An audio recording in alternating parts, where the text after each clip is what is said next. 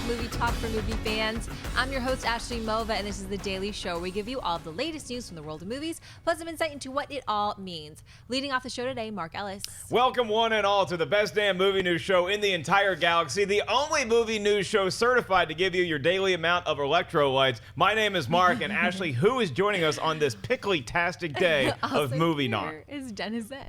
Yeah, we're going to see if the sidebar is drunk today. Yesterday, it seemed to get drunk and then stumble away.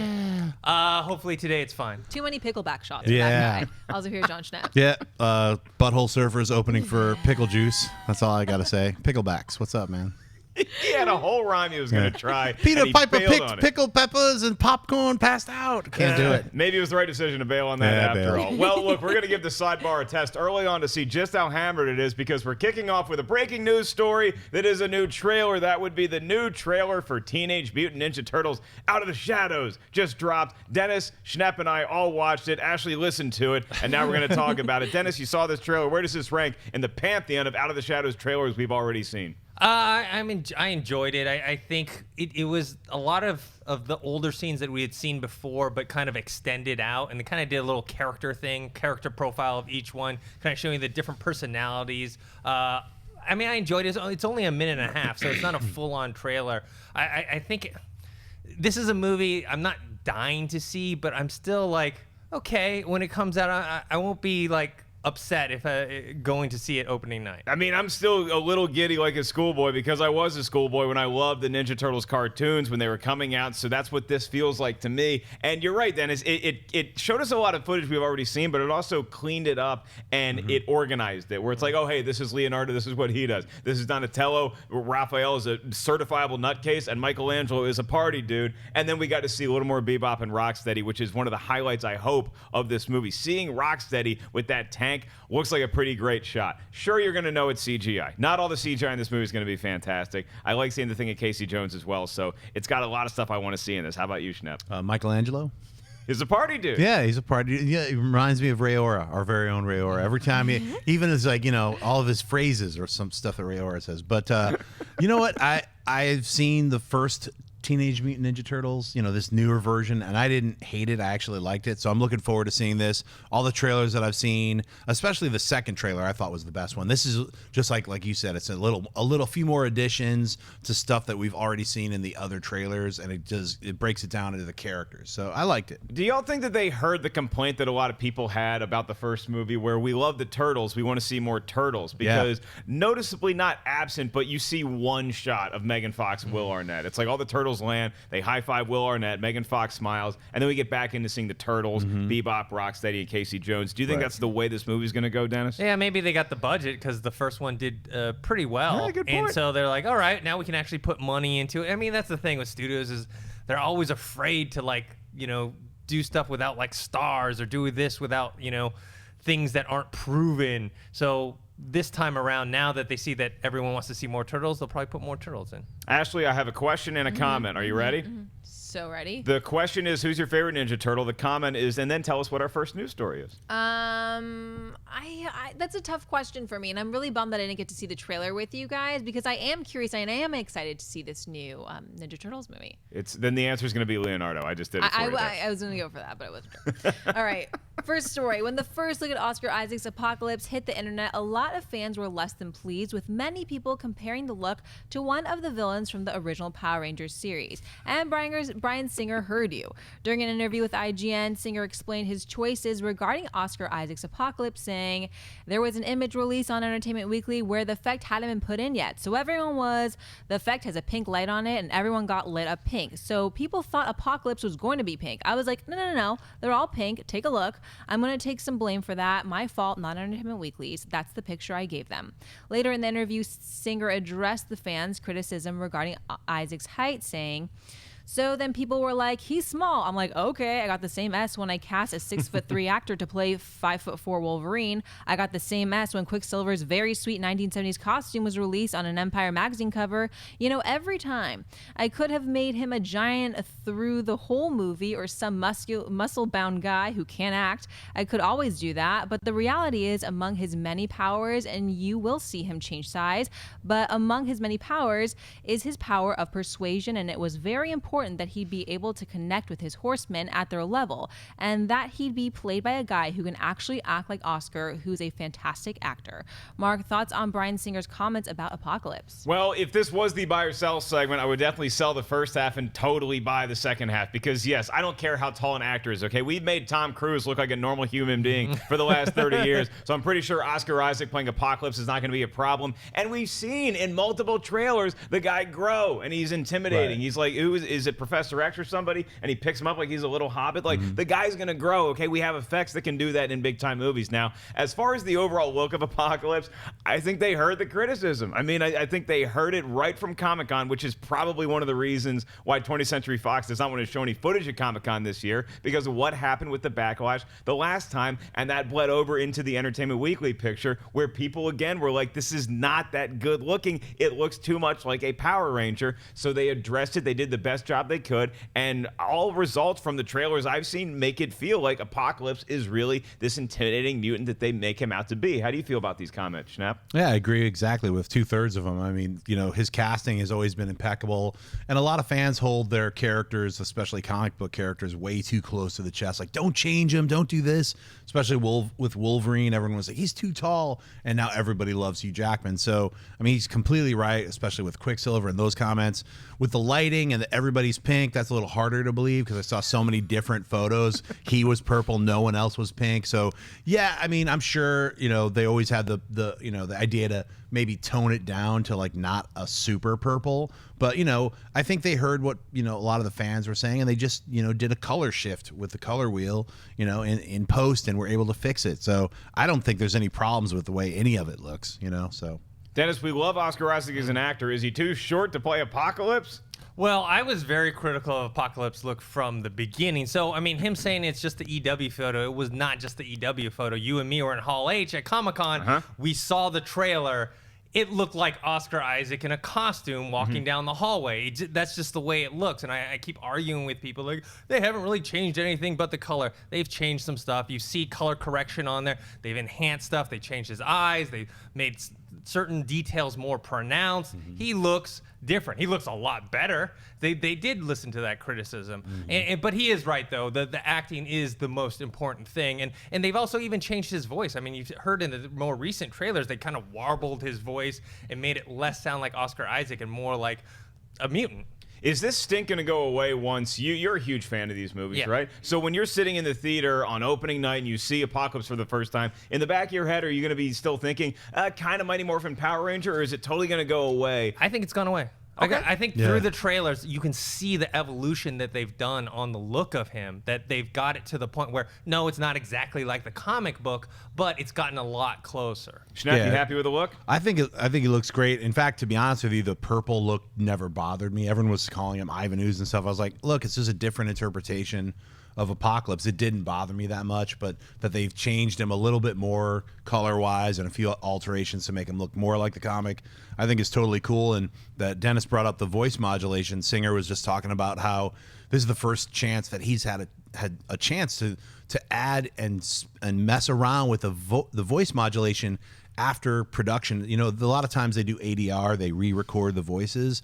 Well, they totally re-recorded Oscar Isaac's voice, every single line, because his costume had all these kind of sounds when he was walking and moving. So they re-recorded everything and then modulated and played with it. And that's the first, he was mentioning how much fun he had changing Apocalypse's voice. Y'all know this movie's only like 4 weeks away from coming out. Yeah. Like, I'm starting to get really excited about X-Men Apocalypse. How about you guys? Let us know. Are you jacked for this movie? Is Oscar Isaac too short to play a mutant that's going to grow and be really tall? Apple in the box. end? Just stand on an apple box. This apple boxes are the cure to everything in the film world. Ashley, what's our next topic? Kong Skull Island is set to be released next year, but before the people at Legendary Pictures can release a single frame of the movie, they have to address the 800-pound gorilla in the room. Artist Joe DeVito claims he created an entire Skull Island universe surrounding King Kong with the blessing of the original King Kong creators' family. Now he's suing the producers at Legendary Pictures. DeVito claims in February of 2014, Di Bonaventura Television agreed to develop the project but ultimately passed. After searching for other production partners, DeVito claims in July of 2014 he came to an agreement with Warner Brothers. The same summer, Legendary announced its release of a Skull Island motion picture. DeVito is seeking compensation and credit, seeking at least $3.5 million in general and punitive damages. Legendary declined to comment. Schnepp, what do you think of the lawsuit for Kong Skull Island? Boy, all I could say is if it's true, that would really suck. They should just pay up. I mean, sometimes people are developing and making television shows, and all of a sudden, maybe someone might hear about it and be like, hey, let's make that as a movie instead. And, certain lines are crossed. Who knows what actually really happened, but, I'm interested in finding out the truth.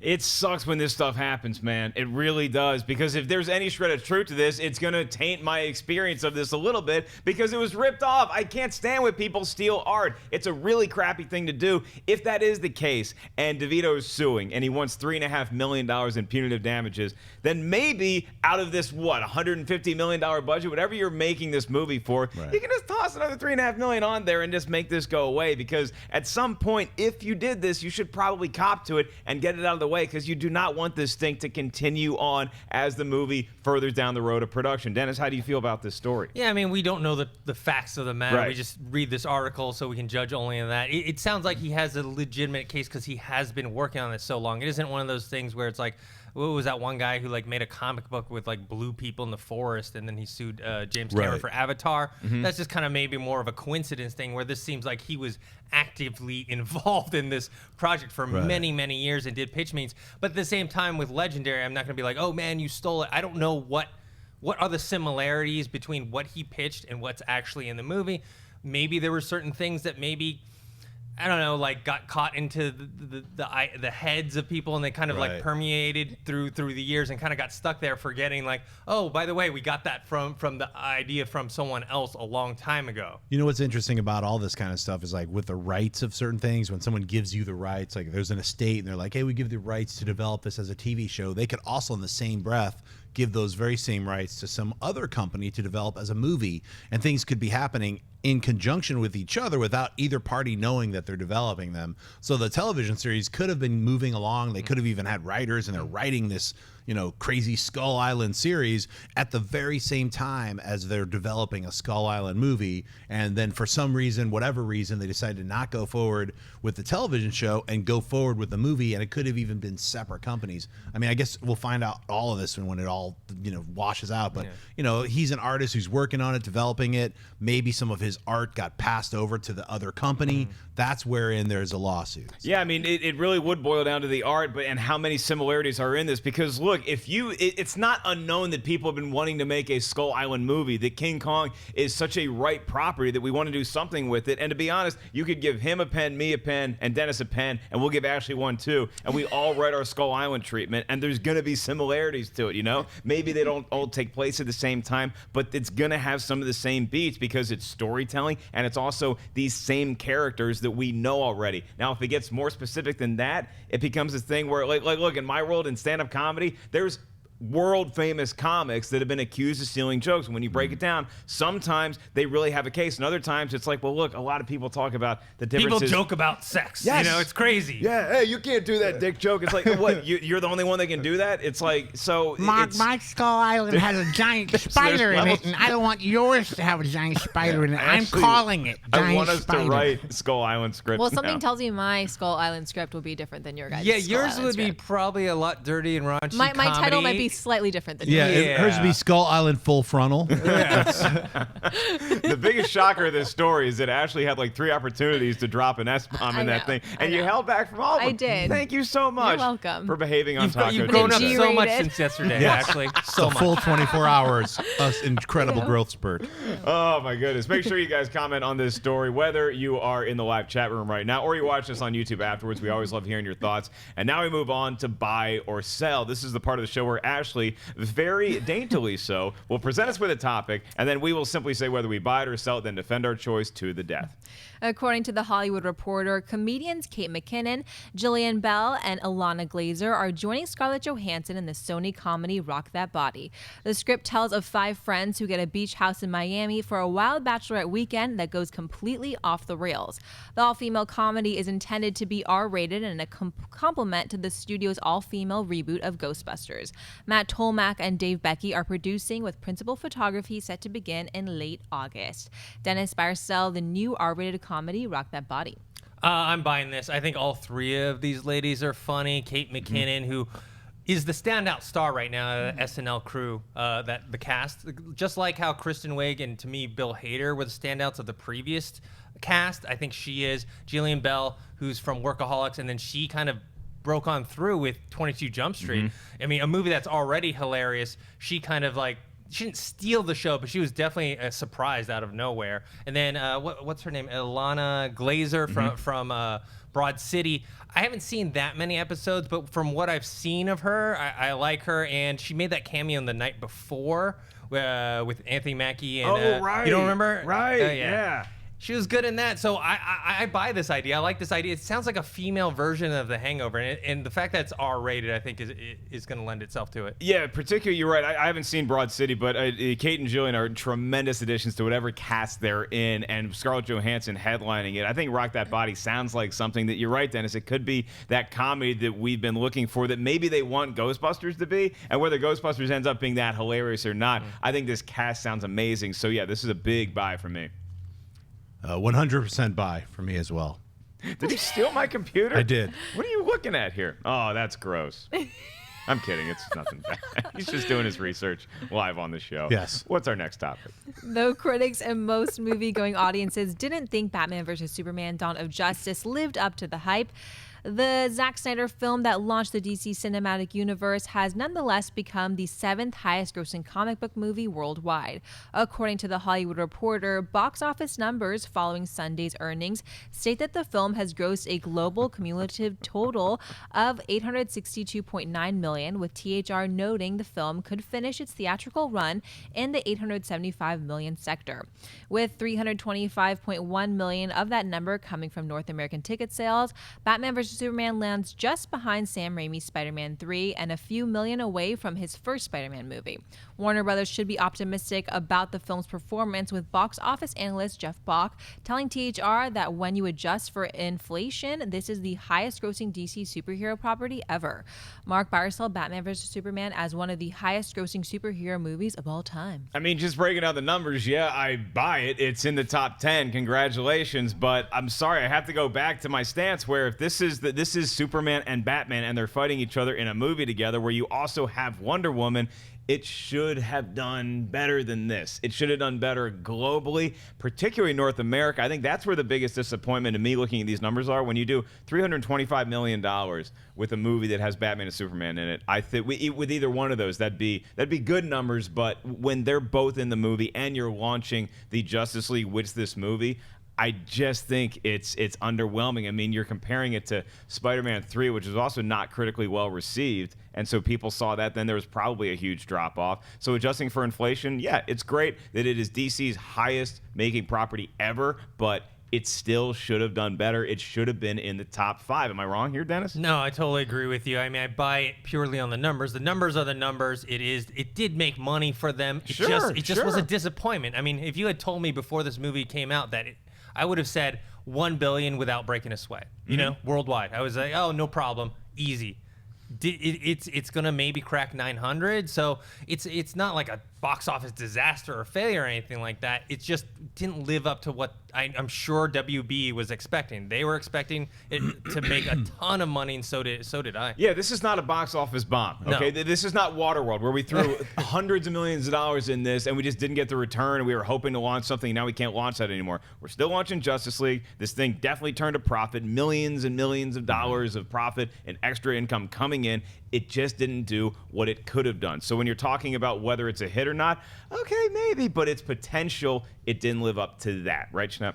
Yeah, I mean, I think WB, they're putting another $250 million into Justice League, so I'm sure they're concerned that they haven't made their money back yet on Batman v Superman. That is an incredibly expensive film, let alone all the advertising, so that they haven't even cracked $900 million yet when it should have made $1.5 billion. I mean, look at Transformers 4, a horrible, horrible film that made $1.5 billion. So money actually really, this money game, whether it makes the merit of a film or not, I've seen some incredible films that have never made $100 million. So, I mean, the money part is just like that game of, you know, we don't own any of these companies. So it's like, oh, great. I hope they make their money back so they can make other films. That's really what it's about. It being number 7, it's like, you know, I've said what I have to say about Batman v Superman, so let's move forward. But critically, like Transformers 4 did not do well either, but it made well over $1 billion worldwide. So can you compare these movies? I mean, because they're both kind of, you know, big budget blockbustery kind of movies. Is it because Transformers, it was the 4th movie and people just love seeing Transformers regardless, and they know that they're going to have a bad time? Maybe people were expecting more from Batman versus Superman than they were from Transformers 4, and that's why they were let down? Most definitely. I think Transformers 4 already had its built-in audience from the first 3. So they knew they were just going to make hand over fist money, whether the film was good or bad. It's not like they went out of their way to make a bad movie. But with Batman v Superman, you know, it's divisive. There's people who really love it. There's not a lot of those, but there's people who really liked it, and then there's people who really didn't like it. So, I mean, that's really, Batman v Superman is very divisive. So, Robert in the chat room says, I don't like Mark Ellis, but I agree with him on this topic. Thank you. You should feel proud of yourself. I feel something, Dennis. Ashley, what's our next topic? Zack Snyder is already hard at work on Justice League Part 1, which will find Ben Affleck's Batman rounding up the members of the superhero team after the events of Batman vs. Superman. Despite the fact that production has reportedly been underway for weeks, a lot of fans don't know exactly which characters we can expect to see reprise their roles from B vs. S. But thanks to Jeremy Irons, we have confirmation that Alfred will in fact return.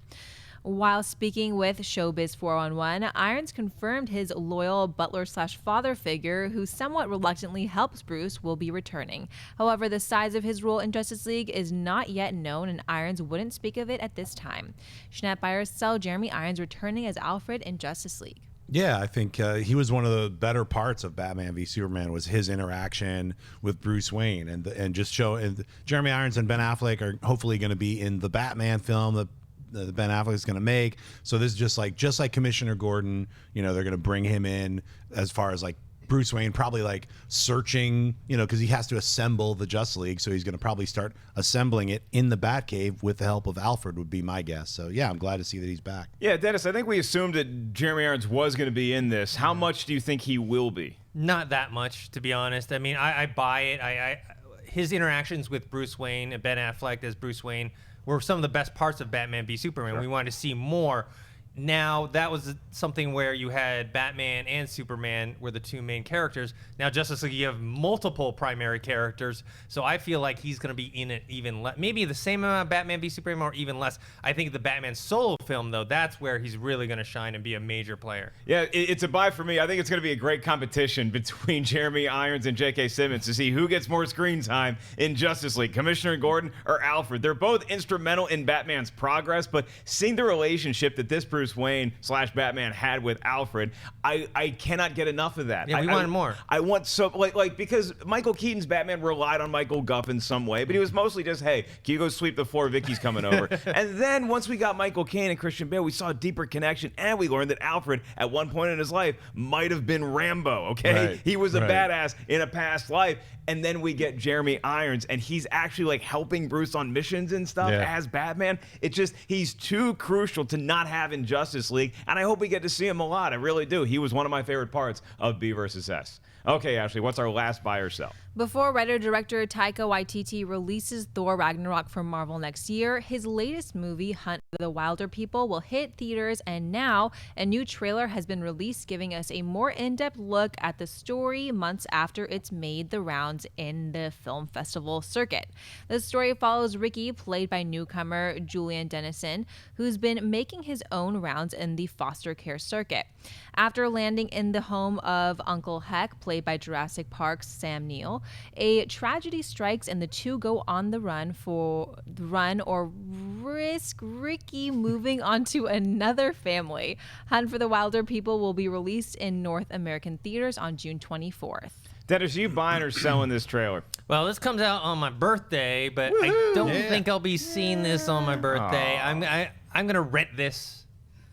It looks charming, but I'm not going to be rushing out to see it in the theaters. I don't know how much of this movie is going to play into like people going, oh man, what's the director's name? Waititi. Like whether or not Thor Ragnarok is going to be good. Thor has had comedic elements spread throughout his movies and even in Avengers. So maybe some of that comedic elements from this movie will carry over to that. But in terms of like a big budget action film, I think that remains to be seen. Yeah, I get that. It is fun to see, like, if a director is doing a huge comic book property, you get to see some of the smaller work they've done before then, and you kind of do like a scouting report. But this movie, I think, that at least from the trailer, it stands on its own laurels. I mean, this looks really, really fun. It looks cute. It looks adorable. I'm a huge Sam Neill fan. And this kid, I can identify with a lot of what this kid is going through as a child. But it also, like, the adventure that he goes on where he has clearly a very vivid imagination. It reminded me, there was a small movie that came out a few years ago. I think Will Poulter was actually the star of it, called Son of Rambo. Maybe it was great. No, yeah, and it was so amazing. good. It was so compelling. It had there was a real emotional tug at your heartstrings, but it was also really funny, and it was just a great thing. And it was a surprising movie. I love getting those a few times a year when you have no idea a movie's even coming out. Then all of a sudden, just it hits you like a powder keg, man. How do you feel about this one, Schnepp? I love this trailer. I'm glad you brought that up. Son of Rambo meets Moonrise Kingdom. That's what this had those kind of flavors going on. Definitely check out the trailer. I'm going to check this out in the theater. I love independent film, and this has that kind of the right amount of fun and independent flavor is what I'd call it. But you and I might not be seeing this on June 24th because apparently we're going to have plans. Dennis, what are we doing for your birthday? What are we rocking out on the Come on, birthday? Uncle Denny, let's have some fun. Zen Master. Probably gonna have a big brash. It's my big 4-0. Big 4-0. The Ooh, big 4-0. Yeah. Oh my So- God, you're aging well. Yes. Dude, that's incredible, man. Not that 40's old, but you know. 40's pretty old. Yeah. It's pretty old. Hey, easy, guys. Relax, youngsters. But yeah, I'll probably have something, and you guys are all invited. And everyone sweet. watching on Movie Talk, we'll let you know where the party is. I'm thinking medieval times in Orange County. Pickleback, Yes. baby. And now we move on to opening this week with a movie that Dennis probably will actually see on his birthday. Yet again, Ashley, tell us a little bit about some flick called Civil War. Yep, Captain America's Civil War. Political pressure mounts to install a system of accountability when the actions of the Avengers lead to collateral damage. The new status quo deeply divides members of the team. Captain America Chris Evans believes superheroes should remain free to defend humanity without government interference. Iron Man Robert Downey Jr. sharply disagrees and supports oversight. As the debate escalates into an all-out feud, Black Widow Scarlett Johansson and Hawkeye Jeremy Renner must pick a side. Don't worry, there's other superheroes in the movie too. We just decided to highlight Hawkeye and Black 58 Widow. other Don't heroes. worry, watch the trailers. There's other guys in there too. And Martin Freeman's in there. Everybody's in there. Between the three gentlemen here at the table, we've seen the film 4 times because Schnepp got to see it again last night. So please don't let Dennis and I, mere one-timers, step on your toes, Mr. Veteran. What's the movie like seeing it multiple times? Seeing the second time, it gets even better. Yeah, I loved it even more. This is truly, I think, the best superhero film ever put to the screen. It has everything that I've ever wanted to see, especially from all these Marvel characters. Thank you for paying me off, Disney, to say all this stuff.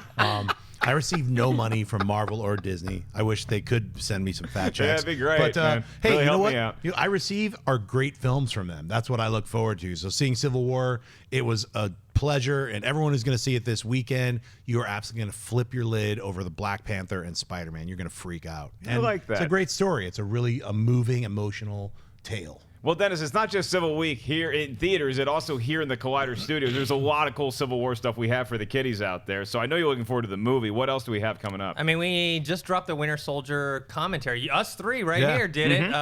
That's up on the YouTube channel. We have our non-spoilers review is already up. Also, the interview we did with the Russo brothers is already up. And then our spoilers review is coming out on Friday. This is a movie, to me, it's not every movie, like the trailer we just saw, the search for the Wilderpeople. hunter people. I don't know if I had to see that in theater. I might rent it, see it on Netflix or something like that. This is a movie you have to see in theater. Yeah. I mean, you want to see it on the big screen for the spectacle of it. You want great sound so you can hear all the battle. And then the third thing you want, and this is why I'm seeing it again on Thursday night, is you want to hear the audience. You want to hear them cheering and clapping, especially for that airport sequence. that's what I want to go there for this. So this is a movie. Not only is it a fantastic movie, I think it's a fantastic theater experience. Definitely, people are going to go nuts because just last night it was another giant bunch of critics and some mixed media as far as like there was like Conan O'Brien was there. What's up, Conan? So the whole was he cheering for everyone was cheering. That was what's so great is everyone was really loud and happy and clapping and laughing. So I cannot wait to see this with a giant audience again. I'm going to see it this weekend. I might even see it 2 more times. It's so much fun to see in the theater. Yeah, I'm going to make the effort. I'm going to hire the Uber up there in Minnesota where I'll be this weekend. I'm definitely going. Probably after the show Thursday, I'll get the midnight feel up there. I don't know about you guys, but we did the Winter Soldier commentary, as Dennis alluded to. Watching that and watching Man of Steel, those are both movies that I liked, but I wasn't in love with. And then watching them, I don't know if it's because I was with you guys or because I just got to put a different eye on the movie. I like them both a lot more the second time watching it. So thank you guys for enhancing my opinion of Winter Soldier. And I could not be any happier about You're some most more. welcome, young Ellis. Oh, and the next commentary we're going to do is the X-Men Days of Future Past. If you go on my Twitter, I put a poll up there on whether we should do the road cut or the regular version, so vote on that. Ooh, nice. Well, okay. Days of Future Past. Sweet. Yep. Do it and make sure that all of the actors are of the appropriate height to their character. Figure it out. Okay, Ashley. Now it's time for Mailbag. This is the segment of the show where Ashley reads a couple of your emails. If you guys want to get your email written on the show, just write us at collidervideo@gmail.com. That's what it says right there. And then make sure you guys tweet us later because we're going to save some time at the end of the show for your live Twitter questions. Our Twitter handle is simply @Collider Video. Ashley, my computer's been hijacked, so we have to rely on yours. I got you. What's the first mailbag? Jay Baker writes, "What's up, Collider crew? Honestly, you guys and TFA got me and the family back in the theater, along with increasing my overall film industry and Star Wars IQ. Thank you. Anyway, I was wondering what you guys thought about a remake/reboot of the Frank Herbert novel/David Lynch film Dune. Ridley Scott and George Miller collaboration, maybe? Yes, it was a box office failure, but the novel is considered one of the greatest sci-fi works ever.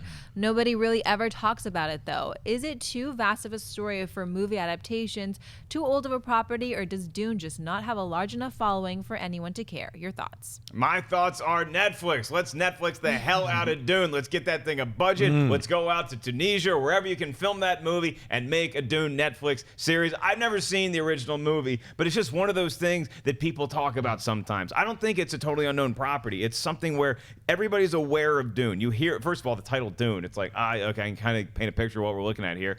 And then people are just aware of it, and they seem to be big fans of it.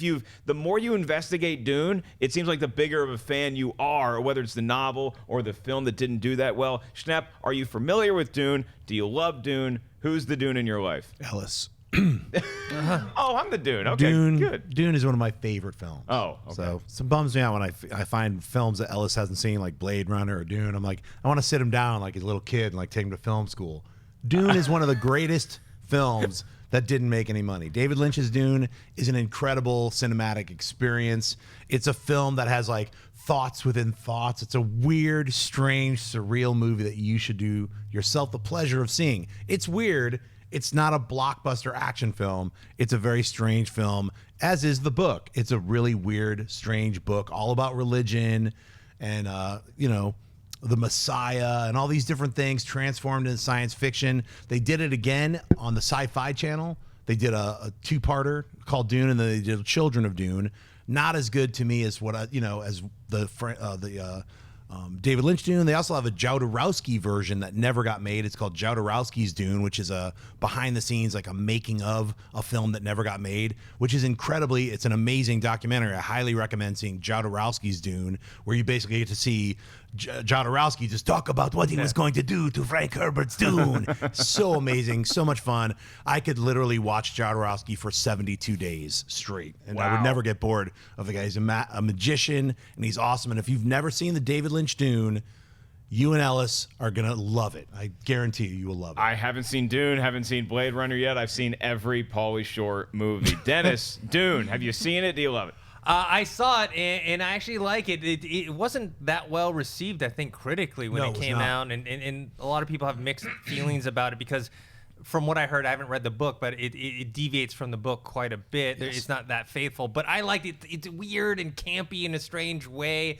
There's something, I guess, charming about it. I liked it. They made it like a series for the Sci-Fi TV network back when they were called Sci-Fi, not SYFY. I said that. Yeah. I don't know if you heard me say so, that. I mean, but that also wasn't very well received Then either. they made Children of Dune as well. So, but I saw Jodorowsky's Dune, and I actually, even though I liked the David Lynch version, I actually liked the documentary about Jodorowsky talking about his movie more than the actual movie itself, because he's so passionate about it. He talks about filmmaking and storytelling and art and all these things, and talking about when he was in France and going, he's just a really good storyteller. And so I actually enjoyed that even more. Jodorowsky's Dune Jodorowsky assembled the team that we would not have the movie Alien if it wasn't for him, because he put together Dan O'Bannon, who wrote Alien, with Giger, who designed Alien. So just that whole team, that team itself didn't exist before Dune. Well, and I mean this in the best way possible, but it seems like film nerds love Dune. All right, so like film nerd, like George Miller's a film nerd, Ridley Scott, James Cameron. Do we need to get this in the hands of a huge filmmaker who can just kind of do whatever they want and get it made? Is there a chance that this thing could have an unknown director and some unknown actors and get off the ground? Who's the director from Battleship? Steve Berg, is that right? No, Peter Berg. Peter Berg. Sorry, Yeah. Steve Berg's an actor. Peter Berg actually had the rights to do Dune. They did a lot of their development, almost got it going. And he did Battleship instead? Yeah. Well, I mean, it's like, I don't know if it was instead. It was maybe like he didn't have an option or something. Yeah. But, there's a lot of, Dune has gone through so many different incarnations because it is one of those like status science fiction books. So I'm sure ultimately we'll get a chance to be seen again, either as a mini series, which I like your idea. It would Like, work. why not do it it would work a lot better as a 10-episode Netflix series, because then you could really get into the meat of it. It really is like a Game of Thrones science fiction series. So that's what it should be as a Netflix series. All right, well, just remember, when it is a Netflix series, I came up with the idea, so if you don't include Ellis me, gets it. And then you I'm can sue suing. him. I'm suing the pants Suing. off you. All right, what's next up in our mailbox?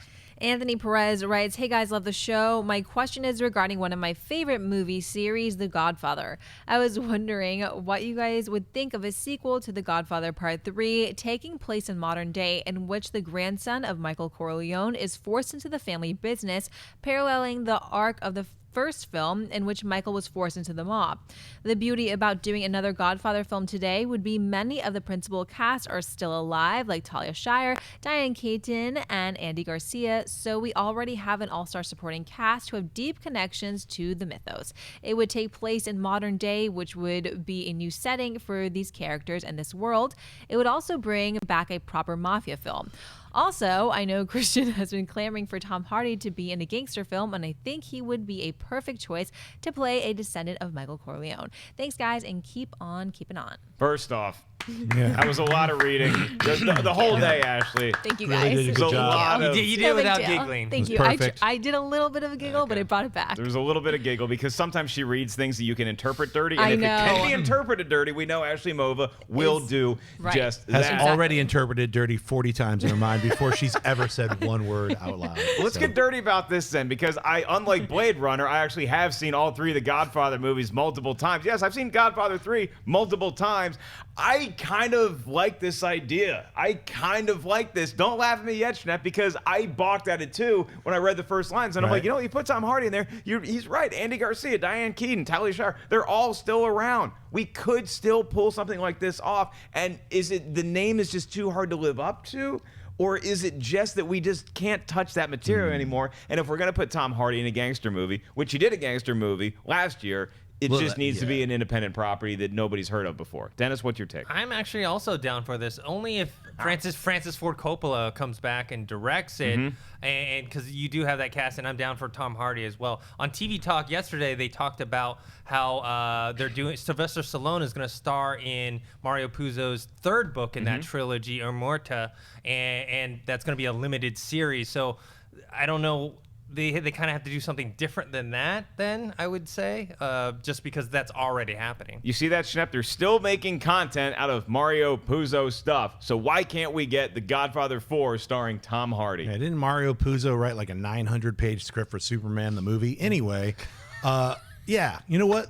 The Godfather movies that exist to me are Godfather 1 and Godfather 2, and that's Sure. where it ends. There's 2 movies. If you have HBO, you could watch it as the Godfather super movie where they re-edited They put it in chronological Yeah, order. they put it in chronological order. It's like 5.5 hours. That's some serious flavor. I don't know what the hell was going on with Godfather 3. I don't ever want to see it again, and I never will see it again. It doesn't even exist to me, so I don't need to see a Godfather 4 because they'd have to make a third one, which they didn't. So that's how I feel about it. Anthony, Sweatmaster Perez, I like the story that you came up with, but that's what it's going to remain as, a story. They're never going to make Godfather 4. So Godfather 3 to you is like Rocky 5 to me. Like it just never ever existed. Yeah, it's like Spider-Man 3. It's like Superman 4. It's like that. Dennis, do you have a movie like that, or is it one of the movies that we mentioned where it's like it just doesn't exist in your world at all?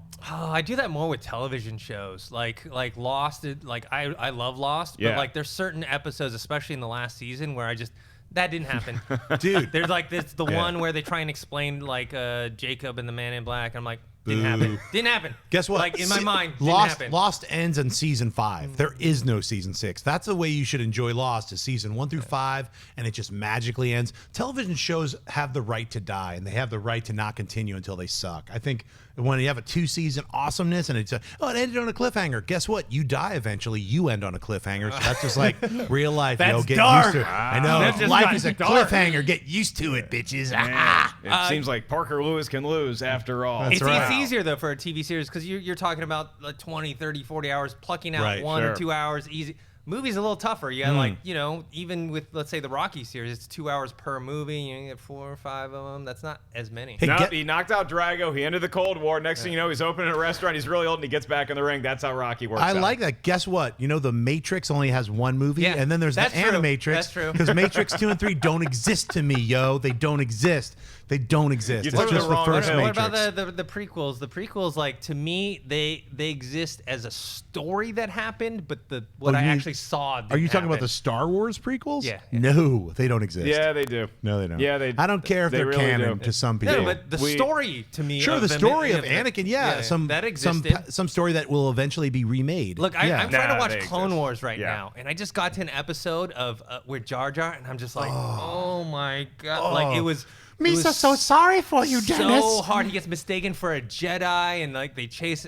Misa holding lightsaber. Do you want to hear so something really bad. bad news then? Because unlike George Washington Duke and unlike Tommy Gunn, Jar Jar Binks actually exists, guys. He's real. Sorry, I didn't write him, but I'm saying those movies are real. Take it for what you will. Let's move on to live Twitter questions. This is where we get to hear from you guys as you're watching the show right now. How do you do that? Well, hopefully you were very nice and sweet to Ashley. She's going to read a few of them right now. What's up first? Okay. Well, first question comes from Mr. West. Hopefully you're not Kanye. And he writes, if you guys could be in any dinner scene in any movie, which would it be? In any dinner scene? Yep. Oh, man, I'm going to prison for Goodfellas, man. I want those Italian crooks cooking for me. Oh, That's goodness. That is, you can literally smell the food. Cutting that onion. It's radiating off the television screen into my nostrils. It is one of the best dinner scenes. The one dinner scene that I would not want to be at, even though I'm a huge fan of the character, is the Indiana Jones in the Temple of Monkey Doom. brains. I do not like trying new things. I am not going to try snake surprise. I'm terrified of snakes. I'm more afraid of snakes than Indiana Jones is, and that's without the eyeball soup or the monkey's brains. No thank you to the Temple of Doom, but I would love to go to prison for a minor crime and eat with the Italian mafia. Dennis? Well, for me, one of the most memorable dinner scenes is in Goodfellas as well, but it's the one where they come home late at night and it's supposed to be Tommy's mom, which is Yeah. actually Martin Scorsese's mom. Right. And like they just they come in and get she makes some food for them and they're just joking back and forth. And they bring out that painting, the painting. He's like, hey, that looks like what's his face that they just killed. It's hilarious. Schnepp, what do you got? Where do you want to eat? Let's see. I would like to eat at any of the diners from the 1950s right now in any movie. That's what I want. You want to go to Greasy like Spoon a diner, have like a big Mel's dinner. and American Graffiti? Yeah, I would love that. Okay, Ashley, where do you want to eat in a movie? And you're not allowed to Okay. pick the cafeteria in Mean Girls. Oh my gosh, I hope I would sit at the table with them. But I was trying to think of What an day answer. what day are you gonna wear pink? Tomorrow. Okay. Obviously. Wednesday is pink. Tomorrow day? is Okay, Wednesday. Hello. Oh, you know what? I'll pick one right before you say Okay. yours. I want to eat at Romy and Michelle's reunion, like because I That finally is so saw that great. movie yesterday, and it's so much fun. I was like, oh my god, this movie was made almost 20 years ago, and I still haven't seen it. And Holly had just screened it with a bunch of her friends, so she was like, oh, we still had it rented, so I watched it, and it's so much fun. Mira Sorvino, where have you gone? Okay, It's wait, so but is there good food at the reunion, or There do you is- just like the movies? there You is- just want to be in the unit. I want to be in that 1997 cafeteria diner reunion and You're, eating that this is food. not Last Action Hero. Okay, Yeah. we're not giving you a ticket to go live a Why movie. We're not? just letting you have one meal Ah. with and it's the meal. It's All not right. it's not the movie around it. Ashley, I know you're a huge Yeah. Disney fan. They always have a lot of delicious turkey Oh, legs I in didn't every even one of their think movies. of the Disney movies. Yeah. I don't know why my mind immediately went to Austin Powers, where Fat Bastard is having those chicken legs, Nice. and he's singing about baby back ribs, and those baby back ribs just seem so good. I don't even know if they showed him actually eat. They showed him eating the chicken leg, so I think I would just want to be Fat Bastard and have a chicken leg. They do look very, very appetizing. I mean, not as good as the spread at Romy and Michelle's high school reunion, but good. It was a pretty good spread there. I just saw the movie yesterday, guys. What's our next Twitter question? John Forsyth writes, will bad moms benefit from counter programming versus Born, or is it garbage? I think Bad Moms are going to do well. I think people are interested to see Bad Moms if you play off of either Mean Girls or Horrible Bosses or use both. I think that movie's going to do great. Look, a lot of people are excited to see Born, but there's a whole lot of people that are going to see the trailer for Bad Moms and say, that's the movie I want to go see. Fun, raunchy comedy. Will it suck? I don't know. I was really excited to see that movie Sex Tape, which also came out during the summer. It seemed like counter-programming to big blockbusters, and it wasn't good. Hopefully Bad Moms is good, and I think it's quality counter-programming. How about you, Schnepp? I still want to see Bourne. I can't wait to see the brand new Bourne. Jason Bourne. When's that coming out, Mark? Late July, John. Oh, I can't wait to see that movie. What's Dennis, over to you. Perry and Wendy did a trailer reaction and review that's up on the channel, and then I checked out the trailer after. It's a red band one. I thought it would look decent. It's one of those that can go either way. Either like maybe they showed all the best stuff in the trailer, or they have more that they're hiding. I'm hoping for a Mean Girls, Horrible Bosses, and not a dinner with schmucks. Because God, I That hated was horrible. movie. That was really bad. All right, Why'd you have to bring that up? I had blocked that out of my I mind. Yeah, I didn't even remember seen that it. movie. That you was know what? The one erased. place I would not want to eat dinner Yeah, is. You know totally. what? I'll take Snake Yeah. Surprise all night long as long as I'm not. eating monkey brains as long as I'm not at the dinner with schmucks. I'll take it. Dinner with schmoes in the hand. Well, that sounds Yeah. delightful. That happens to me every night. Okay, what's our next Twitter question? All right, Ark Mellis, right? Is he making fun of you? Ark Mellis? It would appear that way, or it's a crazy coincidence. Right. Ark Mellis writes, what do actors and actresses do in the off season? Do they do acting training? Actors and actresses They do. usually hibernate and crawl into a weird small swivel hole where they wait until they're plucked again to be actors or actresses. They're not real people, remember. Yeah, I mean, I think they just they go out, they do a lot of drugs, they drink a lot, they get blood transfusions, they do crazy things. Right. Or they get to put stay into in a shape. strange stasis hold Yeah. in a weird cube and lowered into the freezing cold. But the thing is, there's no off season. No, There's just every actor is different. They're either really busy and they got a ton of stuff they have to work on, or maybe some people aren't working as much and they have some downtime. Rocking some off Broadway. Yeah. Yeah, I mean, every actor is constantly looking for work, and if they're not hired, they're doing something else. They're like hanging out with their friends or family. Yeah, chilling, waiting for that job. Yeah, I mean, if you're not a well-known actor, you're struggling to get by, then yeah, you're just doing whatever you can to do. You're going to auditions left and right. You're just trying to win the lottery somehow. If you're already an established actor or actress, then you probably have a pretty sweet life when you're not. I would venture to say that not working is even more fun than working. I mean, look, it's cool to be on set for Marvel movies and stuff, but that's a lot of effort. It'd be nice to just chill on your yacht for a few weeks. Totally. That's what I would do. I don't have a yacht. Thanks, Ark Mellis. Okay, what's our next Twitter question? Booze Cruise Reviews writes, what alcoholic drink would you pair with Civil War? Pickleback with a Captain America tequila shot is what I'm just going to rock right away. On my Booze Cruise news reviews that we're going to get for Ellis, we're getting a big boat for him.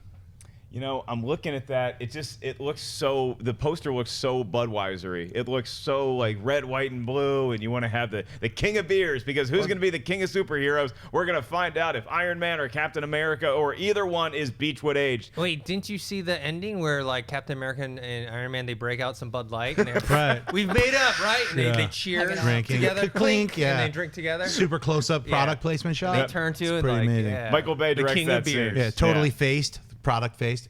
Delicious, Tony Stark. I would always just go with beer. And like if it's something like Transformers, I'd go with like the heaviest like IPA possible. But with something like Civil War, yeah, I might have a Coors Light or two, but I want to be sober for those events, and so will you, trust me. I mean, beer. Beer's always my answer. Beer. Yeah. That's For everything. That's the wisdom. What's the best movie? Beer. Yeah. Of an almost 40-year-old What's the best man. food? Beer. Let me make it really fancy. Shots of Belvedere followed by picklebacks. Like shots of pickle juice. Ashley, what are you drinking when you go I'm see just a movie? mixing. Everything, just everything. We start with tequila. That's like my go-to, and then we venture off into vodka, and then we nurse with beer. Okay, isn't it like an old rule that like you're not supposed to mix alcoholic That's drinks? for lamos. Yeah, like you got to have an iron stomach, dude. Yeah. I That's think how I you was going rock to say a it. different word. I was. But I I could got see my- it bubbling up that's there. for, and then yeah. thank you for holding Yeah. that. You know what? That's fine. I got all my people online like Arch Mellis. We'll have some Coors Lights together. All right, let's do one more Twitter All question. right, Gabby Barrios writes, "What makes you love movies so much?" That's a great, very vague question. My favorite thing about movies is I just love to be entertained, man. I love going, sitting, watching a movie on a huge screen or in the privacy of my own home with screening room. And I just love being in a different world and having fun. I like to have fun. There's enough problems in the real world to deal with. So when you go see a movie, I want to be entertained. That's the goal. If you want to do it through action, you want to scare the crap out of me, you want to make me laugh, you want to pull at my heartstrings, just entertain the hell out of me, and I'm going to be a very, very happy camper. Schnepp, what do you look for in a movie? Like you said, man, to be entertained, to be taken to a different world, to be taken to a different environment, a different place, a different story. That's what going into the theater is. It's like you're like letting the rest of your life take a pause and you're watching something else, something that's not real, something that's very real. It doesn't matter what it is, whether it's a documentary or a science fiction film. That's what I look forward to, is entertaining my brain and shutting off all the rest of everything, my regular life, and just giving myself something that is not part of my regular life. A whole new world. Don't you dare close your eyes, Dennis. For me, it's movies and television alike. It's being transported to a different world and experiencing different characters. And look, like you said, Jason Bourne, looking forward to it. Are we ever going to be top agent CIA operatives God, I that are hope like so. Yeah. skilled at trained combat and being able to take out people? Hell no. No. But we can pretend we are That's right. by watching the movie. Living vicariously through like- that super agent. Like it's like that joke about Game of Thrones. It's like you know, would you ever want to like everyone jokes about like a Game of Thrones theme park? It's not like you actually want to live in that world. Hell That's a no. horrible Yeah. place to live. But you like to see all the drama happen on screen. It's same things with any movies or TV shows that you love. So we like watching bad things happen to other people Yes, as long as we are As long as not we're okay. them. Or- Ashley, or what's your good favorite things. thing about movies? It depends what kind of a movie it is. I really love comedies because I love that they make me laugh. It's a good time. You can chill, relax, and something makes you laugh. Just take your mind off of things. All right, she wants to laugh, said the lady who's been kicked out of both times she went to go see live comedy. All right, well, that does it for us here. Collider Movie Talk. I want to thank the crew behind the camera doing such a good job trying to keep up with us idiots up front. I want to thank everybody on the show as well. Dennis, you're up first. First of all, once more, there's a lot of Civil War stuff coming out. Help me keep track of all of it. All right, we got our non-spoilers review is up for Civil War, our interview with the Russo brothers. We just did the Winter Soldier commentary, and this Friday, our spoiler review. It's 5 of us. All 5 of us. We waited till you saw it. Thank you. Because That's we were gonna do it before. We're like, all right, we got to have Ellis on here. So it's John Campia, Christian Harloff, and us 3 idiots on that spoiler. There review. we go. We're smart in some Yeah. regards. Follow him at Think Hero, ladies and gentlemen. John Schnepp, where can the people find you? Well, the Peebs can find me at Instagram and Twitter, just at John Schnepp. And another Civil War thing, we're doing the Collider Heroes Civil War spoiler special. But that comes out next week, so you'll have to have seen the film. I think we're going to drop it next Tuesday on May 10th, and it'll be the regular Heroes people, plus we have the Russo brothers and the writers, McFeely and Marcus, who are going to be on. So we're asking them all spoilers, questions, so that'll be next Tuesday. That'll be airing. And then, of course, today we've got Collider Heroes coming up. So definitely check that out. And you can find my film, The Death of Superman Lives, What Happened. It's playing at 2 film festivals this month. In Rio de Janeiro at the Quaxa Film Festival, May 10th to the 22nd. And also in Glasgow, Scotland at the Restless Natives. That's on May 9th at 7 p.m. So get your tickets if you live in Glasgow. It's going to be a really fun it's a music festival. It's called the Restless Natives. Check it out. That's what I got. Are you going to Rio for the? No, I'm not going to either. We're going to Skype in. Me and Holly Payne, the producer, are going to Skype in a live Q&A at both in Rio de Janeiro and in Glasgow. So. You should go to Rio. You should. No, I've been to Rio. Okay. Yeah, Rio is. I'm not saying that Rio. Brazil is awesome. Yeah. Love all the people of Brazil. Scotland, y'all are great. Yeah. Ashley, where can everybody find you? You guys can find me on Twitter and on Instagram at @AshleyMova. Happy Tuesday, guys. And my name is Mark Ellis. First of all, I want to thank all the Collider and Schmoes fans that came to see me at the Albany Funny Bone this past weekend. You guys rock. Tickets to my upcoming stand-up tour, markellislive.com. Thank you to AMC Theatres. Make sure you guys check them out at amctheaters.com for all the latest box office and showtime information. Bookmark collider.com on the interwebs right now. It's where we get a lot of the news stories that we just brought to you guys here today. And of course, subscribe to Collider Video, where this Friday, not only can you see some cool Civil War spoiler stuff, you can also see the Civil War between Team Schmoes and Team Box Office Breakdown. Myself and Christian Harloff on the Movie Trivia Schmodown. We're stepping away from the hosting table. We're getting into the ring, and we're going up against 2 chumps named Finstock and JTE. They're nice guys. I care a lot about them. We are going to be merciless in crushing their dreams of winning a belt. It's staying right here. Hang on a second. So you're going up against Jim Sock and JBX? You know what? JBL speaker. JBL what is speaker. it? I never get it right. I know it begins with JMZ or whatever. He's a dude who works with you guys and then flips. What is it? Woodstock, whatever. He beat me because of luck. I mean, the guy's lucky. I don't. You're doing them a favor because they already had to change their real names from Josh and Tom to these other ones so that nobody would know where to find them when we embarrass them on live national internet on Friday, and you're just going to help them out with another new cover name. Goofschlock and JBLs. It's close enough for me, and we hope it's close enough for you guys. That's all the time we have today at Collider Movie Talk. Thank you so much for joining us, and we'll see you guys tomorrow. Hey guys, if you like this video, click the thumbs up button. Also, make sure you subscribe to our YouTube channel. It'll help you stay up to date with everything we've got going on here at Collider.